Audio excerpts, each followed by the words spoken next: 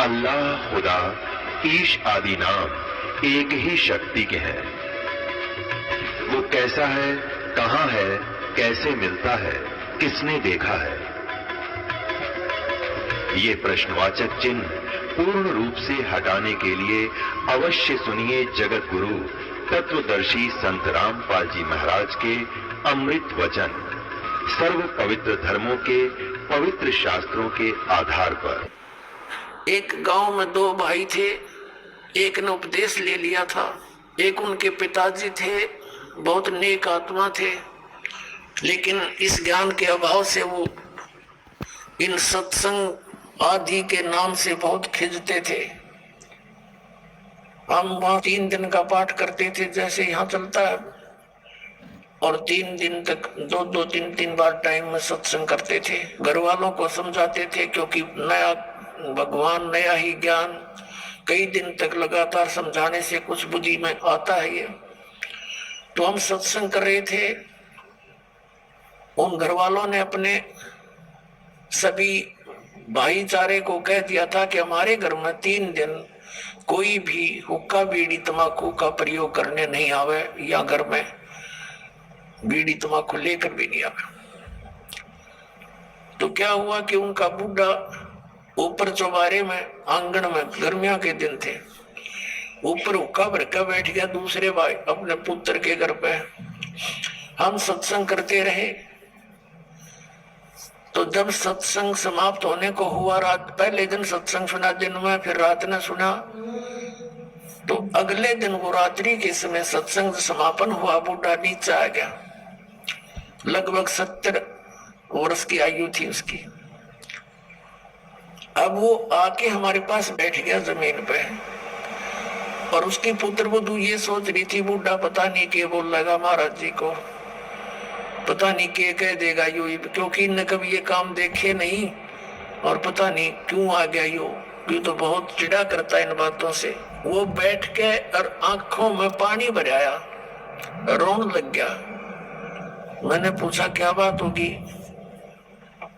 बाबा क्या बात है, क्यों रो रहे हो आप? ने बोला जी, जो ज्ञान आपने सुनाया, ये बात तो आज तक हमने कदे सुनने को ना मिली। हमने तो लक्ष्मी चंद की रागनी सुनी है, और कोई सांग सिनेमे देखे, और मैं तो इतना मेहनती आदमी था। इन पुत्रा के 2-4 किले आवे थे, मैंने इनके 12 किले बना दिए। 12 एकड़ जमीन, 8 एकड़ और मोल ली मेहनत कर करके। और ईब मेरा क्या होगा? मैं तो 70 साल की उम्र होगी मेरी।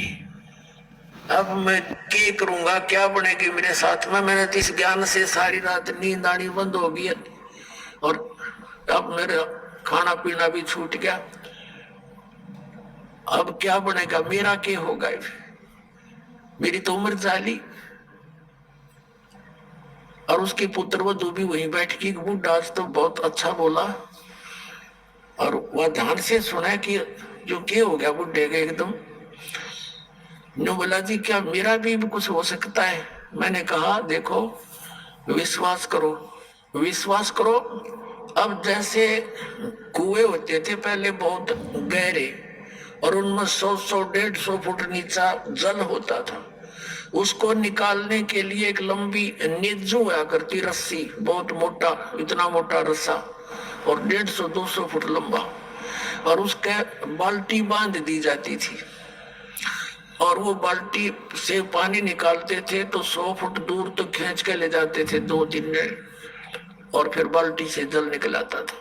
तो मैंने कहा कि जैसे कुएं में बाल्टी जा रही हो और निज्जू हाथ से छूट गई रस्सी, और वो तो जा रही है,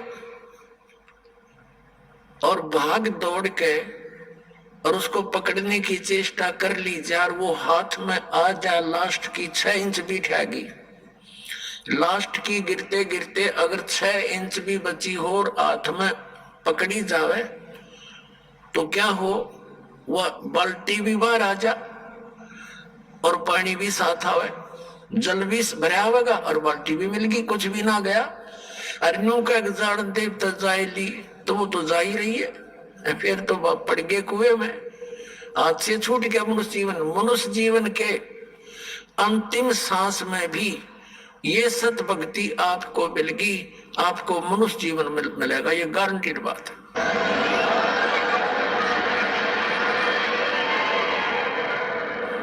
और आप क्या तो अभी 70 वर्ष है, एवरेज 80-90 तो मानते हैं मनुष्य की आयु, और आप तो स्वस्थ दिखाई देते हो, करड़े हो, खूब तगड़े, और नाम लो पर ओका बीड़ी शराब तम्बाकू ये छूना नहीं पड़ेगा। और आन उपासना कुछ नहीं करोगे। ये बाबे गांव गुम में इतने डेरे डारे बन रहे हैं, या अन्य जो समाध पूजा तीर्थ व्रत ये नहीं करने होंगे। ने बोला जी मैं तो कुछ नहीं करूं, मेरा पीछा छूटे क्यों करे, और कर करा लिया हमने सारियों में डले डोलिए, मुझे दीक्षा दे दो। उसकी पुत्र वधू कहने लगी दादा ओके बहुत पीवे है तो, नाम लेके हुक्का नहीं पीना। न बोला तो देखिए देख मन तो पता ही ना था इस बात का, आग लग गई सोके गए। फूकना मैंने मेरा गधा बनूंगा, कुत्ता बनू, ब्रांड मटी होगी।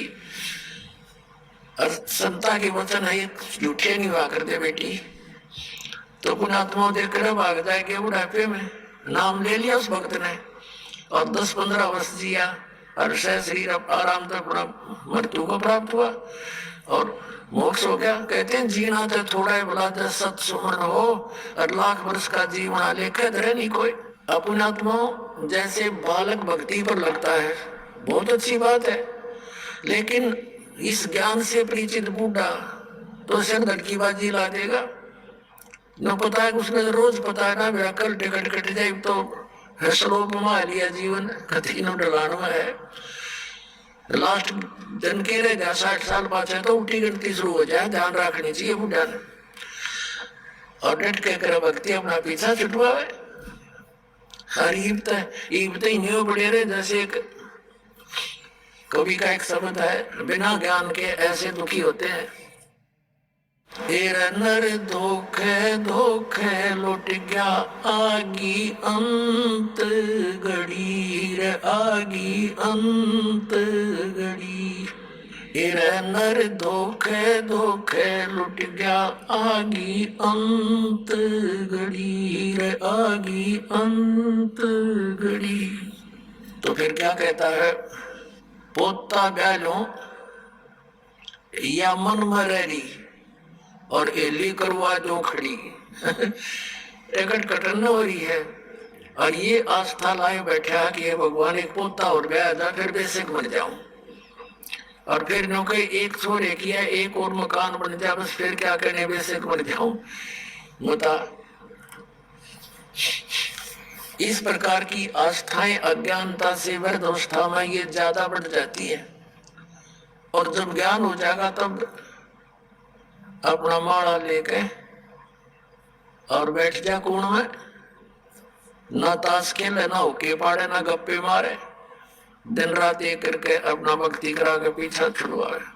तो इस प्रकार पुण्यात्माओं परमात्मा कहते हैं पाछे गई सो जान दे और ले रहे तीन राख, उल्टी ला चढ़ाइयो करो अपोटी चाक।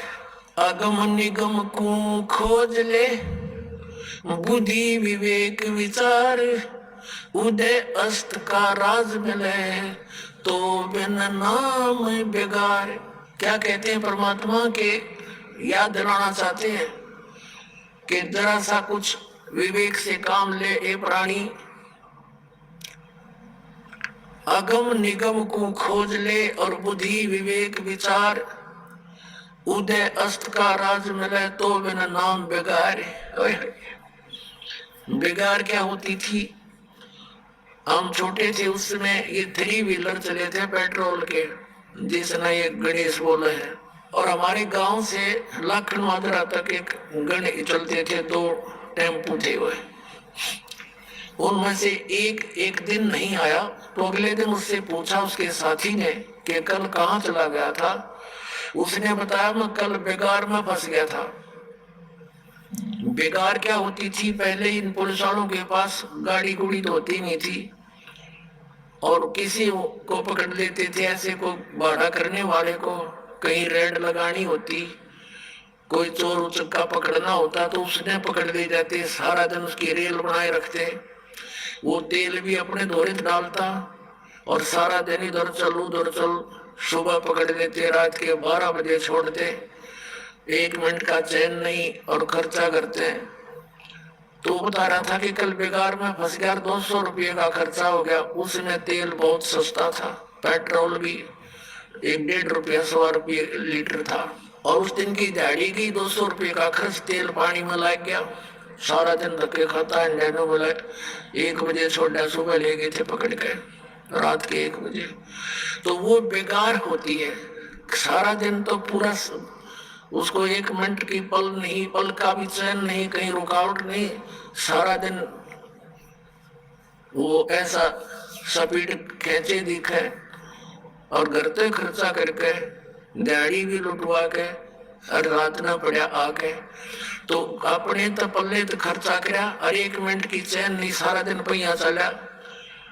वह बेकार कहलाती थी कि अपने चलता दिखे जैसे बहुत स्पीड तक को घड़ी सवारी करके आता होगा, यो हर फंस रहा था बेगार के।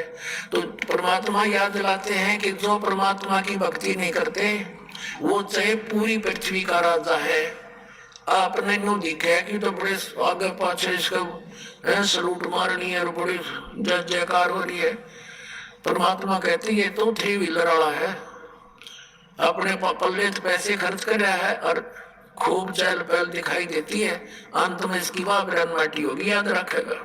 अगम निगम को खोज ले, बुद्धि विवेक विचार, उदय अस्त का राज मिले तो बिन नाम बेगारे। यह भक्ति नहीं है तो यू राजा पूर्व जन्म की कमाई को बर्बाद कर रहा है, और आगे की दिहाड़ी बढ़ती नहीं, क्योंकि वो नाम जाप ठीक नहीं कर रहा है। तो इसलिए परमात्मा कहते हैं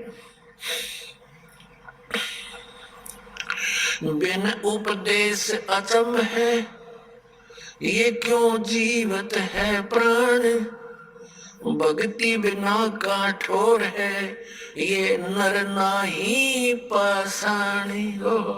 परमात्मा कबीर परमेश्वर जी कहते हैं कि बिना उपदेश लिए, बगैर गुरु धारण किए, ये मनुष्य, ये जीव किसको आधार मान के जी रहा है। मुझे इस चीज का आश्चर्य हो रहा है।